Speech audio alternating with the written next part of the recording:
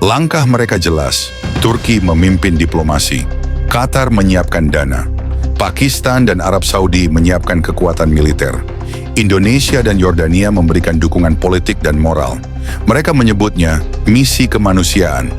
Namun banyak pengamat menilai ini adalah langkah strategis besar politik Islam. Sebuah koalisi baru yang ingin menggantikan pasukan Israel dengan kekuatan penjaga Muslim. Kini, seluruh dunia menahan napas. Apakah ini akan membawa perdamaian baru? Ataukah justru membuka babak baru dari konflik yang tak pernah berakhir?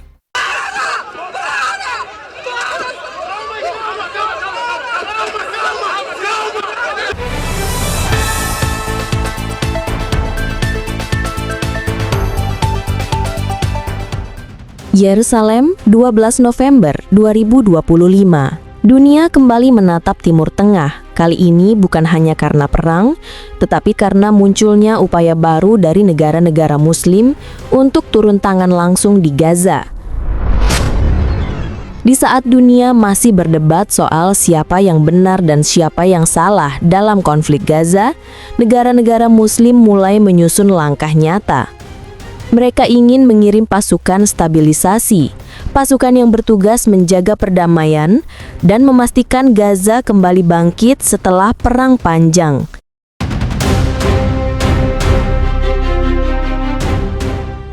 Tujuh negara mayoritas Muslim kini bersatu dalam langkah diplomatik yang mengundang perhatian dunia. Turki, Indonesia, Qatar, Arab Saudi, Uni Emirat Arab, Pakistan, dan Yordania. Tujuh kekuatan yang kini menyebut diri mereka sebagai penjaga kemanusiaan di Gaza. Dipimpin oleh Menteri Luar Negeri Turki Hakan Fidan, pertemuan tingkat tinggi ini digelar dengan agenda resmi, membahas krisis kemanusiaan di Gaza dan langkah bersama untuk menghentikan perang.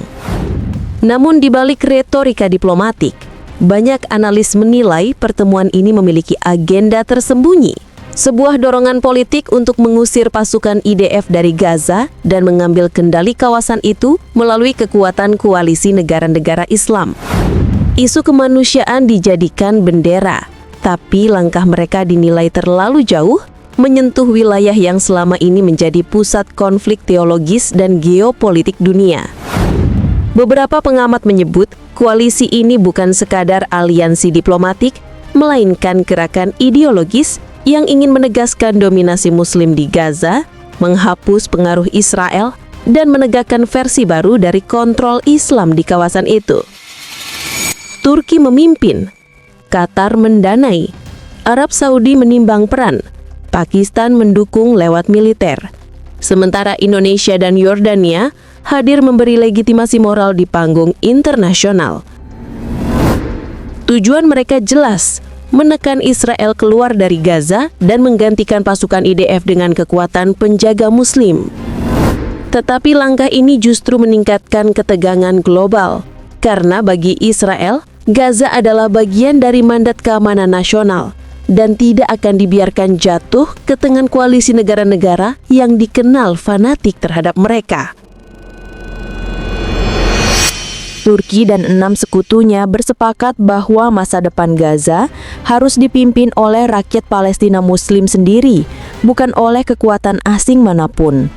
Bagi mereka, ini bukan sekedar misi kemanusiaan, tapi juga soal kedaulatan dan harga diri bangsa. Turki mendorong negara-negara Muslim untuk terlibat aktif dalam rekonstruksi dan tata kelola Gaza. Langkah ini menandai lahirnya koalisi baru dunia Muslim yang untuk pertama kalinya berani berbicara soal keamanan dengan kekuatan mereka sendiri. Pertemuan ini digelar bukan tanpa alasan. Turki menilai bahwa gencatan senjata yang diumumkan sebulan lalu hanya ada di atas kertas. Faktanya, pertempuran masih terjadi. Awal November, pasukan Israel kembali menyerang Gaza, menewaskan lebih dari 230 warga sipil hanya dalam beberapa hari. Kedua pihak saling menuduh. Di sisi lain, berbagai media di dunia Muslim menuduh Israel telah melanggar kesepakatan bantuan kemanusiaan. Mereka menyebut bahwa blokade kembali diperketat, truk-truk bantuan ditahan, dan hanya 14% dari total bantuan yang dijanjikan berhasil masuk ke Gaza. Namun laporan ini belum dapat diverifikasi secara independen oleh lembaga internasional. Beberapa analis menilai sebagian informasi yang beredar di media Muslim justru mengandung bias politik dan tidak sepenuhnya akurat. Faktanya, situasi di lapangan sangat kompleks. Sebagian bantuan memang tertahan karena alasan keamanan, sementara sebagian lainnya tertunda akibat pemeriksaan ketat dari pihak Israel dan Mesir. Artinya, klaim tentang 14% bantuan mungkin benar sebagian, tapi tidak bisa dijadikan ukuran pasti tanpa data yang lebih valid dari badan-badan PBB atau lembaga kemanusiaan global. Pertanyaan besar di dalam negeri Israel kini bukan lagi mengapa mereka melanggar gencatan senjata, tetapi mengapa mereka harus terus menahan diri dari membasmi Hamas sepenuhnya. Pemerintah Netanyahu menghadapi tekanan hebat dari rakyatnya sendiri, terutama dari keluarga para sandera Israel dan warga selatan Israel yang setiap hari hidup di bawah ancaman roket Hamas. Bagi mereka, gencatan senjata hanyalah kesempatan bagi Hamas untuk memperkuat diri dan melancarkan serangan baru. Partai-partai sayap kanan menuntut tindakan tegas. Mereka yakin hanya dengan menumpas Hamas sampai ke akarnya, Israel bisa menjamin masa depan yang aman bagi warganya. Bagi banyak rakyat Israel, ini bukan soal politik tetapi hak untuk bertahan hidup. Israel tidak sedang mencari perang, namun juga tidak akan tinggal diam ketika keamanannya diganggu. Investigasi Sky News dan beberapa lembaga keamanan regional mengungkap adanya kelompok militan anti-Hamas yang kini muncul di Gaza. Kelompok-kelompok ini bukan sekutu resmi Israel, tetapi mereka memusuhi Hamas karena lelah hidup di bawah kekuasaan ekstremis. Sumber di Tel Aviv menyebutkan, Israel kini fokus pada strategi jangka panjang, mendukung perubahan internal di Gaza tanpa harus menguasai wilayah itu secara langsung. Tujuannya jelas, menciptakan stabilitas tanpa perlu invasi besar-besaran. Namun ini tidak mudah. Hamas masih memegang kontrol ketat di sebagian wilayah Gaza, dan setiap upaya penataan ulang wilayah selalu dibalas dengan perlawanan bersenjata. Tekanan untuk membentuk pasukan stabilisasi internasional semakin kuat. PBB akhirnya mengeluarkan resolusi resmi, mengkonfirmasi pembentukan pasukan keamanan Gaza yang dijadwalkan mulai beroperasi pertengahan November. Namun Israel langsung menolak keterlibatan Turki. Alasannya jelas, Ankara dinilai terlalu dekat dengan Hamas dan tidak bisa bertindak netral dalam misi ini. Sebagai gantinya, Amerika Serikat ditunjuk untuk memimpin koordinasi keamanan sementara di Gaza. Langkah ini disambut positif oleh sebagian besar negara Barat, namun ditolak keras oleh Hamas dan beberapa faksi Palestina yang menuduhnya sebagai bentuk penjajahan gaya baru. Namun di mata Israel dan sekutunya, kehadiran Amerika adalah jaminan stabilitas dan pengawasan yang lebih adil daripada jika dikendalikan oleh negara yang berpihak pada kelompok militan. Maka diskusi dunia kini berubah. Apakah dunia benar-benar siap menegakkan perdamaian di Gaza tanpa berpihak pada teroris yang memicu perang ini? Karena bagi Israel perdamaian bukan berarti berhenti berperang, tetapi memastikan tidak ada lagi perang yang perlu dimulai.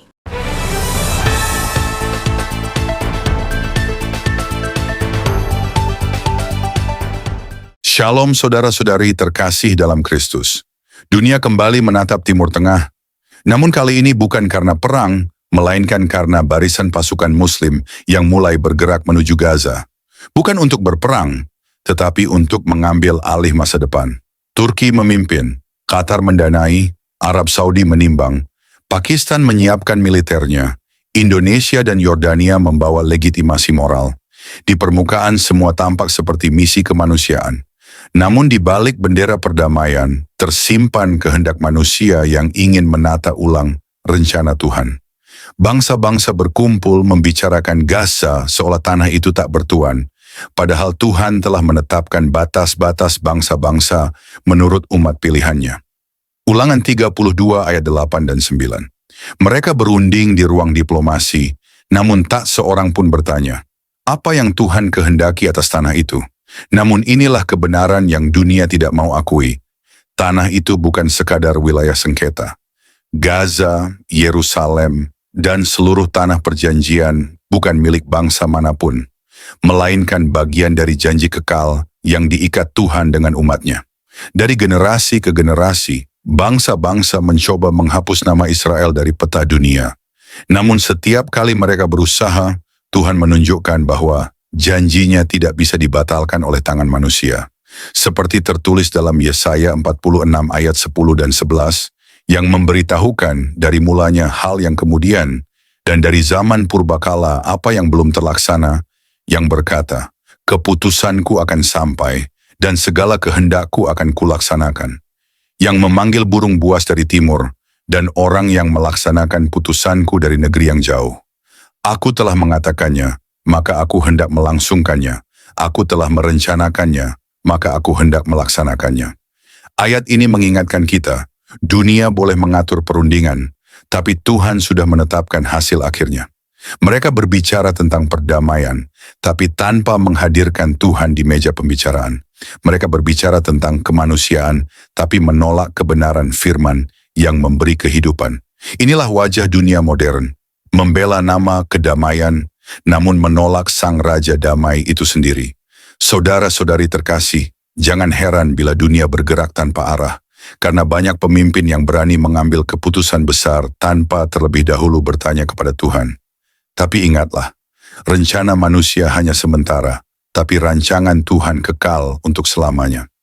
Apa yang sedang terjadi di Gaza hari ini bukan sekadar konflik politik, melainkan bagian dari nubuatan besar tentang bagaimana dunia akan bersatu untuk menentang kehendak Tuhan di akhir zaman. Namun di tengah semua itu, umat Tuhan dipanggil untuk tetap berjaga. Bukan dengan ketakutan, tetapi dengan pengertian rohani, bahwa semua ini sedang menuju pada penggenapan firman-Nya. Yeremia 30 ayat 3 berkata, sebab sesungguhnya waktunya akan datang, demikianlah firman Tuhan, bahwa aku akan memulihkan keadaan umatku Israel dan Yehuda, firman Tuhan, dan aku akan mengembalikan mereka ke negeri yang telah kuberikan kepada nenek moyang mereka, dan mereka akan memilikinya. Janji itu masih berlaku hari ini, dan setiap kali dunia mencoba merebut tanah itu, Tuhan akan bergerak, bukan untuk berperang, tetapi untuk menegakkan kebenarannya sendiri. Maka ketika kita mendengar berita tentang pasukan yang menuju Gaza, jangan hanya melihatnya sebagai berita dunia, tetapi lihatlah sebagai tanda zaman. Tuhan sedang berbicara kepada dunia, aku masih berdaulat atas bumiku. Dan bagi mereka yang mengerti, ini saatnya untuk tidak takut, melainkan semakin kuat berdiri di atas firman. Sebab rencana Tuhan tidak akan pernah gagal.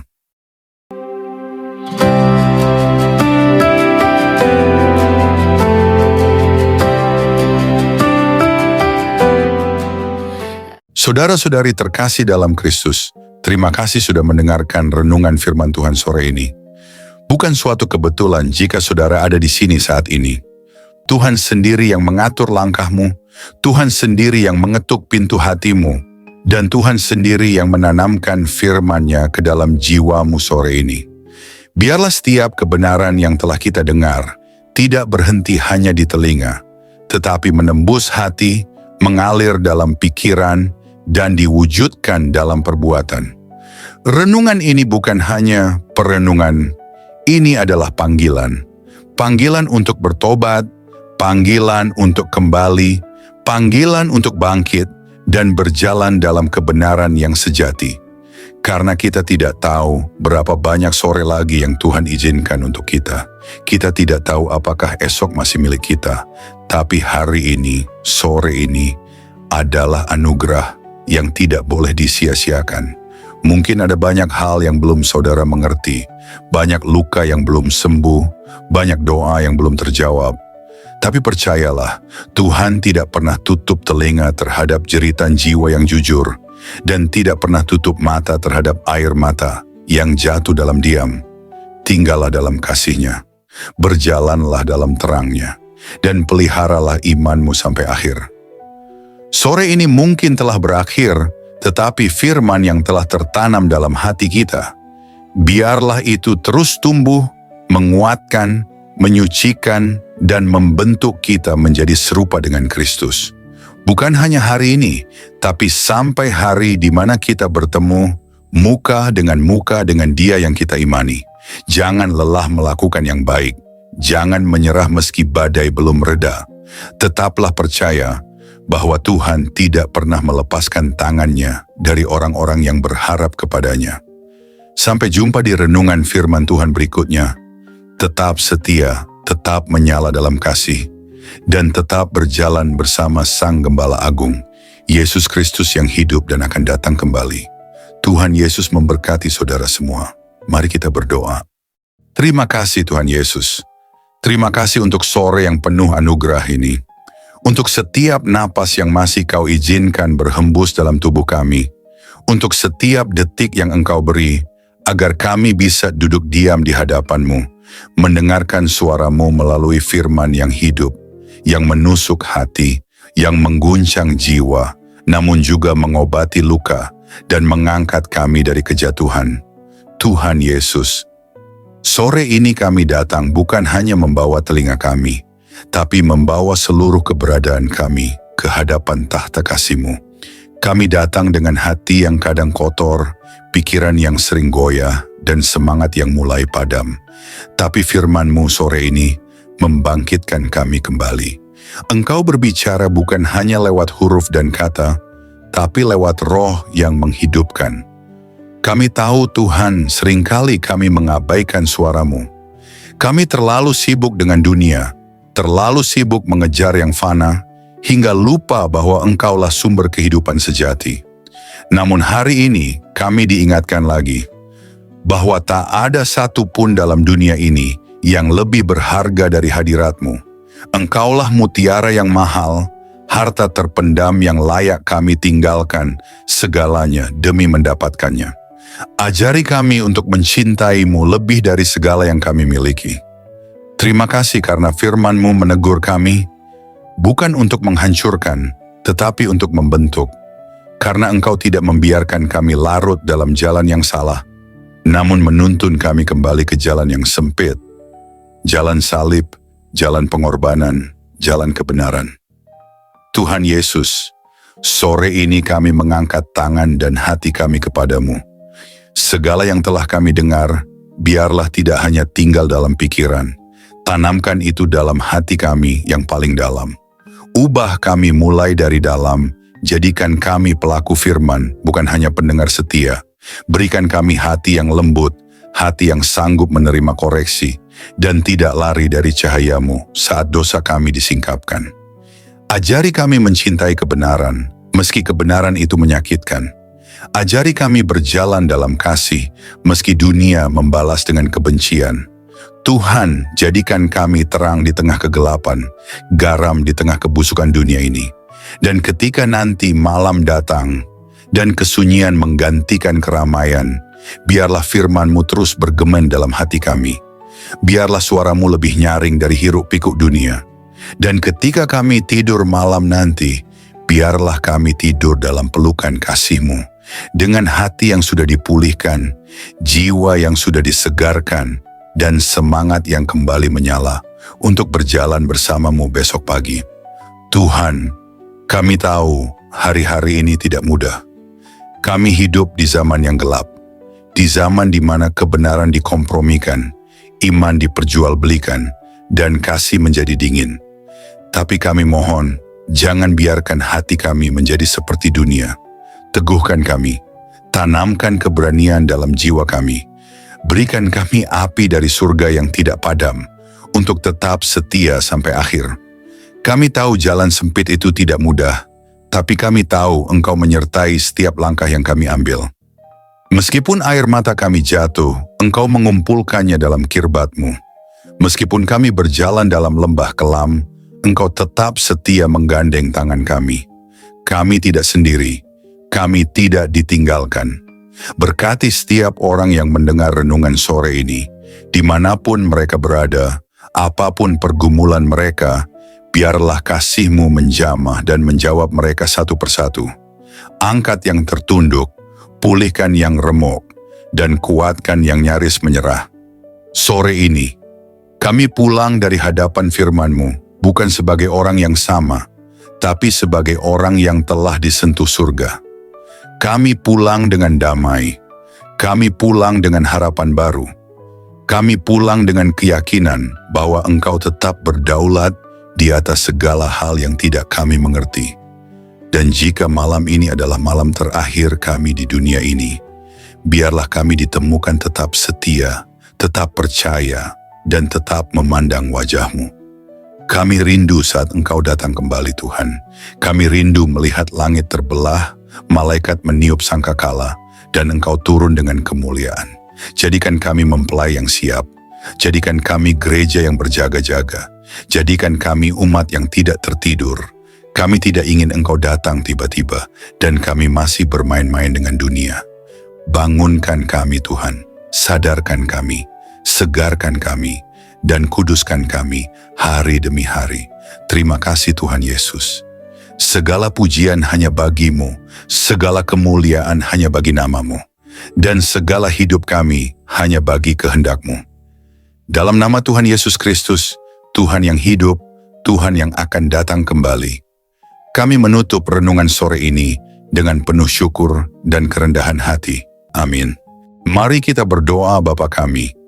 Bapa kami yang di sorga, dikuduskanlah nama-Mu. Datanglah kerajaan-Mu, jadilah kehendak-Mu di bumi seperti di sorga. Berikanlah kami pada hari ini makanan kami yang secukupnya. Dan ampunilah kami akan kesalahan kami, seperti kami juga mengampuni orang yang bersalah kepada kami. Dan janganlah membawa kami ke dalam pencobaan, tetapi lepaskanlah kami daripada yang jahat. Karena Engkaulah yang mempunyai kerajaan dan kuasa dan kemuliaan sampai selama-lamanya. Amin.